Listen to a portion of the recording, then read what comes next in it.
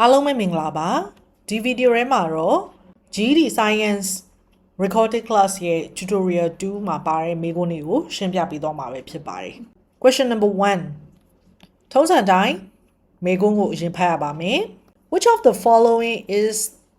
the main idea of the paragraph အဲ့တော့မေးထားတဲ့အကြောင်းအရာက keyword ပေါ့နော်အဲ့တော့ main idea ကိုမေးထားတာကိုတွေ့ရပါတယ်အဲ့တော့ဒုတိယအနေနဲ့ choice ကိုဖတ်ကြည့်ပါမယ် Plants only need water to grow so အဲ့ဒါက main idea လားတော့ကြည့်ရအောင်အဲ့တော့ main idea ကိုဘယ်လိုဖြေရမလဲဆိုတာကိုမေ့သွားရဲဆိုရင် science practice ရဲ့အောက်မှာရှိရဲ့ main idea နဲ့ပတ်သက်တဲ့ဗီဒီယိုကိုပြန်သွားကြည့်စေချင်ပါတယ် main idea ဆိုတာကစာပိုက်တစ်ခုရဲ့ first sentence နဲ့ last sentence မှာတွေ့ရလိမ့်ရှိပါတယ်အဲ့ဒါကြောင့်အဲ့ဒါတွေကိုဖတ်ကြည့်ပါမယ်ဆိုတော့ first sentence ကိုစဖတ်ကြည့်ပါမယ်Photosynthesis is the process by which plants make their own food. အဲ့တော့ photosynthesis ဆိုတာကဖြစ်စဉ်တစ်ခုဖြစ်တယ် by which အဲ့ဒီ process အားဖြင့် plants make their own food. သူတို့ရဲ့အစားအစာကိုသူတို့ပြုလုပ်တယ်အဲ့တော့အခုဒီနေရာမှာ plants ကရေလိုရဲဆိုတာမျိုးကိုလည်းမတွေ့ရဘူးအဲ့တော့နောက်ဆုံးတစ်ကြောင်းကိုလည်းကြည့်ကြည့်ပေါ့နော် Therefore photosynthesis is one of the most important processes for life on our planet အဲ့တော့ planet ပေါ်မှာအသက်ရှိရအတွက်အရေးကြီးဆုံး process တွေကတစ်ခုဖြစ်တယ်တဲ့အဲ့တော့ဒါပဲကုန်ပြီအဲ့တော့အဲ့စာကြောင်းနဲ့အကိုက်ညီဆုံး choice ကိုတကယ်လို့က main idea ဖြစ်ရွေးပေးရမှာဖြစ်တယ်အဲ့တော့အခုတွေးလိုက်ရတဲ့နှစ်ကြောင်းမှာဒီရေလိုအပ်တယ်ဆိုတာမျိုးကိုမတွေ့ရဘူးဒါကြောင့် A ကမှားပါတယ် choice B ကိုဖတ်ကြည့်အောင်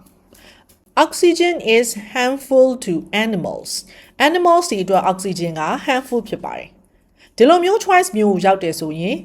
တော်တော်များများသိနေမယ်လीနော် oxygen က harmful မဖြစ်ဘူးဆိုတာကိုသိနေလိမ့်မယ်။အဲ့လိုမျိုးကိုယ့်ရဲ့ base knowledge နဲ့ဒီလို choice တွေကိုဖြေဖို့မကြိုးစားပါနဲ့။အဲ့လိုမျိုးဖြေရင်တချို့မေးခွန်းတွေမှာလုံးဝတက်ဆင်အောင်လွယ်သွားပါလိမ့်မယ်။အမြဲတမ်းပေးထားတဲ့စာပိုက်ကဟာကိုပြန်သွားဖတ်ပါပထမစာကြောင်းမှာ oxygen harmful ဖြစ်တယ်လို့ပေးထားလားနောက်ဆုံးစာကြောင်းမှာ oxygen harmful ဖြစ်တယ်လို့ပေးထားလားပြန်ကြည့်ပါမပေးထားပါဘူးဒါကြောင့် choice B ကမှားပါတယ် choice C ကိုဖတ်ကြည့်အောင် photosynthesis occurs only at night photosynthesis ဆိုတာကညဘက်မှာပဲဖြစ်တယ်တဲ့အဲ့တော့အခုဒီမှာ photosynthesis ကညဘက်မှာဖြစ်တယ်လို့ရော first sentence နဲ့ last sentence မှာပြောထားလားဆိုရင်မပြောထားပါဘူးဒါကြောင့်လည်းမှားပါတယ်D ကကြတော့ plants produce food through photosynthesis and release oxygen plants တွေကထုတ်လုပ်တဲ့အစားအစာကို photosynthesis အဖြစ်ထုတ်လုပ်တယ်ပြီးတော့ oxygen ကိုထုတ်ပေးတယ်အဲ့တော့ပေးထားတဲ့ first sentence နဲ့ last sentence နဲ့ပြန်သွားပြီးတော့ကြည့်မယ်ဆိုရင်အပင်ကအစားအစာကို photosynthesis အဖြစ်ထုတ်တယ်ဆိုတာကပါတယ်oxygen ထုတ်တယ်လို့တော့ဒီပထမစာကြောင်းမှာမပါဘူးပေါ့နော်အဲ့တော့ oxygen တကယ်ထုတ်မထုတ်ဆိုလို့ရှိရင်လေအောက်ကစာကြောင်းတွေမှာလိုက်ပြီးတော့ oxygen ဆိုတာကြည့်လိုက်ရင်ဒီမှာတွေ့လိမ့်မယ်အဲ့တော့ oxygen ဆိုတာမှန်လားမမှန်လားဖတ်ကြည့်ဖို့အတွက် oxygen တွေ့ရဲ့စာကြောင်းကိုလည်းတစ်ကြောင်းလုံးဖတ်ကြည့်လိုက်မယ် This process also produce oxygen as a byproduct which is essential for most living things on earth ကမ္ဘာပေါ်မှာရှိတဲ့သက်ရှိတော်များများအတွက်အရေးကြီးတဲ့byproduct တစ်ခုဖြစ်တယ်ပေါ့နော်အဲ့လိုပြောထားဖြစ်တဲ့အတွက် photosynthesis က oxygen ထုတ်တယ်ဆိုတာလည်းမှန်သွားပါတယ်ဒါကြောင့် choice D ကတစ်ကြောင်းလုံးကမှန်ပါတယ်အဲ့ဒါကြောင့် choice D ကအဖြေမှန်ဖြစ်သွားပါတယ်ဒီနေရာမှာတခုသတိပြုစေချင်တာက choice D မှာအနောက်ကရေးထားတဲ့ဒီ release oxygen ဆိုတာကိုဒီချက်ကဘလို့အချိန်မှသွားရှာလဲဆိုရင်အရှိပိုင်းတော်တော်များများက first sentence နဲ့ last sentence နဲ့ကိုက်ညီနေတာဖြစ်တဲ့အတွက်အနောက်က release oxygen ဆိုတာကိုသွားရှာတာပါအကယ်၍အရှိပိုင်းမှာပြောထားတဲ့ဒီ plants produce food